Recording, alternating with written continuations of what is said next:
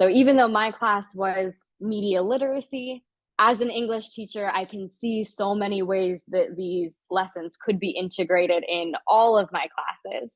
But this was just the first year that I really used it in this specific one. Last year, I discovered the toolkit towards the end of the year, and I used the pink slime journalism lesson, and I loved it. So I was excited this year to pool in even more. And I was able to find places where they just kind of naturally fit with my curriculum. So when we were doing the beginning of our fake news unit, students learned about the history of fake news, and they had to create infographics to teach their classmates about that history. So they learned how infographics can be powerful, but I also wanted them to understand how we tend to believe things if we see a graph or we see a photo. So I was able to pull in the lessons from the toolkit that looked at how statistics can be manipulated and misleading, how it's important to make sure that photos have context, and those fit really well. When we looked at social media, I was able to pull in the lesson on how algorithms create echo chambers, and students were able to look at and understand that. The satire lesson I pulled in because one day a student just said, okay, I'm with you so far, but I don't know how to figure out if something is satire or not. And because I had been in the toolkit, I knew there was a lesson there, which made it so easy to be responsive. And I said, all right, that's a great question. Tomorrow we're going to look at satire. And I was able to pull that together really quickly because MediaWise already did a lot of the work with putting that lesson together.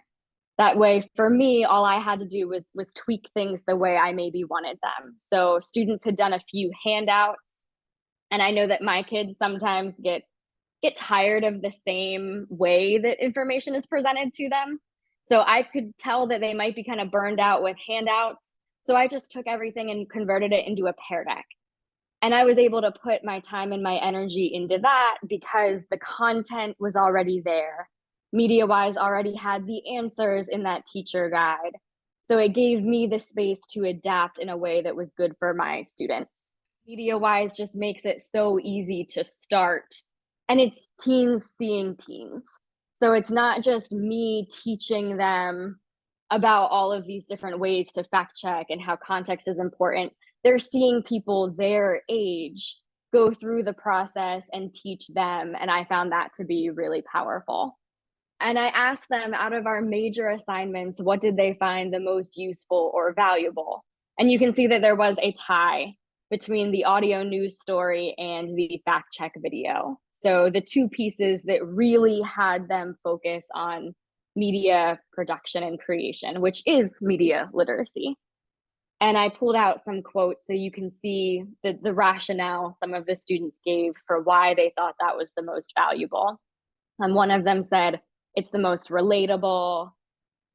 Another one said, fake news, there's just so much of it, and you can actually use what we learned, and you can't always use what you learned in school in the real world. So I always try to show them connections, but it was nice for me to hear them see the connection themselves, how they could actually apply this beyond the walls of the classroom. And on that next slide, yep, I have a bigger quote from a student that I just thought was really powerful when I looked at the survey results. So she actually said she didn't really know a lot about fake news before taking the course. She knew it was easy to get tricked by fake news. And so because she wasn't sure how to navigate that, she was scared about believing the wrong thing. So she said she just kind of avoided the news because she just didn't know how to responsibly consume it. And she said because of the class, because of the fact check video assignment, she was able to learn how to check and find real news in a hands-on way. And now she's not kind of isolating herself from what's happening in the world around her. So I just wanted to pull that really big because I thought it was so cool to see. And then this is just so you can get a sense of the time that it took me. This was the first time I tried this project, so I didn't know how long it would take, but it did end up taking me 11 class periods from start to finish. And we have 48-minute periods at my school. So we started in December 19th is when we actually watched Pride David's video. Students did the closed notes, so they would have that resource when they kind of went forth into the project themselves. And then we finished on January 11th. We did have like the winter break and all of that stuff in there, which is why 11 class periods took almost a whole month. But I did break it down for them. So it's very step by step, these smaller chunks where it took them about 2 days to work on the first few steps, which was finding a claim to fact check.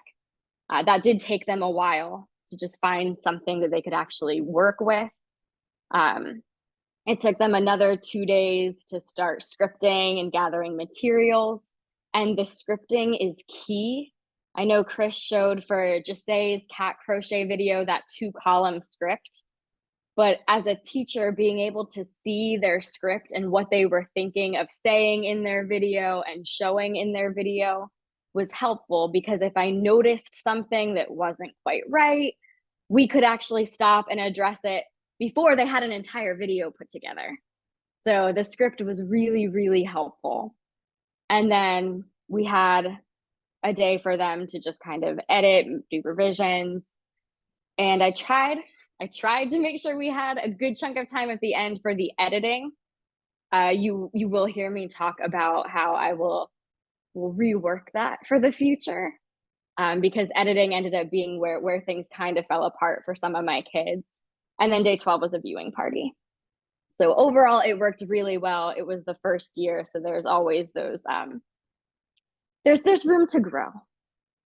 Happy with how we landed. And I had a big budget for this media class, so it was the shoestring budget. So the materials my students used came from this recommended equipment slide from Student Reporting Labs.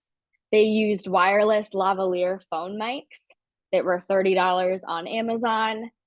They used a ring light tripod to get better quality in their video, which was also $30 on Amazon. And to edit their video together, we used mostly Clipchamp and CapCut, which are free. So they were able to actually put together some pretty professional looking videos without it breaking the bank. These are 2 of my students, 2 groups. They were able to work in partners. So these are some of the examples of what they produced. According to this 2014 tweet by Donald Trump, vaccines cause autism, specifically in children. Even though this tweet is 10 years old, it still pops up in arguments about the safety of vaccines. Is this legit? First, we considered the source. Donald Trump specializes in politics, not the medical field. But did he even say this? To find out, we did a keyword search in Google. We searched Donald Trump, tweet, autism, and flu shot. This led us to his verified Twitter account, where the tweet still stands from March 28, 2014. This means that the tweet is real, but is the information true? He included no links or sources to back up his claim. Therefore, his audience could not read upstream to find out more about the shot. Reading upstream is when you click the link to get back to the original source of the information. So we did a little digging of our own. We decided to look at what other sources had to say. According to various reliable medical websites, including the Institution of Health and CDC, the claim made by Donald Trump is incorrect. A doctor named Andrew Wakefield essentially started this widespread rumor in a paper he published in 1998. He even shared a study he conducted that supported his claim, but he has since been discredited. It turns out that he was being paid to find a link between vaccines and autism, and so he changed the results in his study. There was never any link. He lost his medical license, but many people still believe his lies. The CDC's research proves that vaccines do not cause autism. This study was even done a year before Trump's tweet. After reading laterally, we can conclude that scientists and doctors have found no direct link between vaccines and autism. That means that Trump's tweet is fake news, and we rate this claim not legit. Thanks for watching. So a few things I can say about that video. First, I was super proud of them. So I was happy with how that turned out. They did not use the lavalier mics. They just, when they went to record, because I also don't have a studio, I have an English classroom. And for them to record their video, I sent them to a teacher's room across the hall that was empty that period. And when they went, they just forgot about the mics. And then they recorded everything and didn't want to redo it with the mics, which understandable. But you will hear a difference in audio quality when I play the next student's video that used the mics. But one thing we learned with that first video, again, the scripting being so key. At first, they didn't have that part about Andrew Wakefield. So they did have the claim. They went and researched it. They read laterally. They found what all those other sources said. And then they just kind of wrapped it up by saying, okay, so based on what all of these credible websites are saying, his claim isn't legit. But as the teacher, I gave them feedback and said, you know what, I think would make your fact check video stronger is if you're also able to explain where that idea came from. And so they went back and revised. And I do think that strengthened their video by saying, you know what, a lot of people believe this because of this study that was discredited and the fake news is just still out there. They also used TikTok to edit their video together. I wouldn't recommend that one just because to actually string the clips together in the end, they had to basically, they did it privately, but they had to post and then take that one clip and add it to another one. So when I looked at their edits and said, oh, you know what? Like when they wanted a check mark, they pulled a check mark from Google and it's like a black check mark with that big white border all around it. It takes up so much space in their video. I said, if you just use an emoji, it won't have all of that blank space, but they just couldn't go back and edit it because of the way they had used TikTok. So those are just some things I learned from their video. And then I have another one I can show you that had a more recent claim. It was super timely.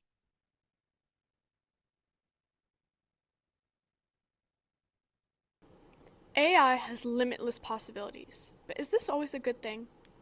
Studies show people are more likely to believe a claim if there's a photo that goes along with it, even if that photo is fake. AI-generated images can lead to a lot of misleading claims, like the Pope wearing a giant white puffer, or this unsettlingly large horse. This image of a camp for Israelis who were displaced from the Israel-Hamas war surfaced on X, formerly known as Twitter, and it caused quite a bit of speculation.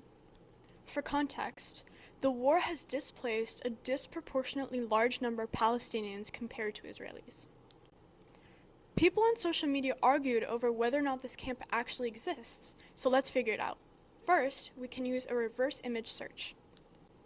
Going to google.com, we can use the search by image tool to find the origins of this picture. The results are sources relating to the image, notably a fact-checking source called the Quint. Before we get ahead of ourselves, we need to make sure that this source is reliable. We can go to the About Us page on the website to learn more about this site and verify its reliability. The page tells us that the Quint is certified by the Poynter Institute's International Fact-Checking Network. Poynter is a well-respected organization, and that proves that this site is trustworthy. Now that we know that the Quint is a reliable source, we can see what their found checker has decided on whether or not this camp for displaced Israelis actually exists or not. The article reports that this image is in fact AI generated. Under careful observation, the Quint notes that Israeli flags in the background aren't accurate. People in a warm, dry environment are dressed for cold weather. And the landscape in the photo is not the same as it is in reality. All these facts lead to the conclusion that this camp for displaced Israelis does not exist. Now we know the truth about this image and how to figure out whether or not an image is AI generated. Technology is getting better and better, and we need to be careful about what we choose or choose not to believe. I'm Veronica Mina, and I thank you for watching. So I was also proud of her for finding a very timely claim that other people were fact checking at the same time that she was. With her video, like she had a vision. She knew she wanted to be in front of the bookshelves. She used the lavalier mic, so you can hear her. The sound quality is just a little crisper and clearer than the first video. The one thing with hers, and it does tie into that slide that we'll go to, is she turned hers in the day it was due.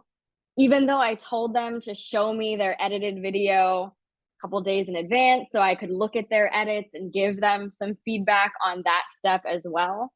But they were seniors and this was the last assignment for that course, and they were done when they were done. So she turned it in again the day it was due. It's great. I did notice when I watched it that at one point she says found checker instead of fact checker, but we didn't have time for her to go back and revise that. And then her video is also a little choppier than the first one. She didn't have her script memorized. She just kind of like practiced each part, and then she recorded herself just doing that part before she moved to the next one. But you can see some of those edits in her video where it just kind of switches from one clip to the next. So it's not quite as smooth as the first one was. But on the whole, again, I'm really proud of those two. There are some good examples. Again, for this being my first year using it, I was pleased. So things I would do differently, hard deadlines instead of soft deadlines. I err on the side of giving grace. It's just kind of who I am. And especially with it being the first time I used the assignment, I really didn't have a good gauge for, oh, you know what, usually this takes students a week to do, 2 weeks to do. We were kind of figuring it out as we went. So what I told them was, all right, here's your goal. By the end of this period, you should be at this step in the process. By tomorrow, goal to be at this step. I think in the future, I might actually make them like graded checkpoints to help keep them on track, to give them some of that accountability. And I pulled these screenshots from that survey I gave them when I asked for feedback. And one question said, what could I do differently to improve the course for the future? And multiple students said, less time for projects, make deadlines more strict to give students an incentive. The class is really slow at doing things. So maybe if there were harder deadlines, they would have moved faster. They would have had that like fire lit beneath them. So students actually said they think that would have been better. So I do want to do that next year. And similarly, with those harder deadlines, that'll actually give me a chance to emphasize the editing a little more, to get those videos before the day that they're due. Nearly every group had a really well done script, because you can see the assignment sheet that I gave them over on the right.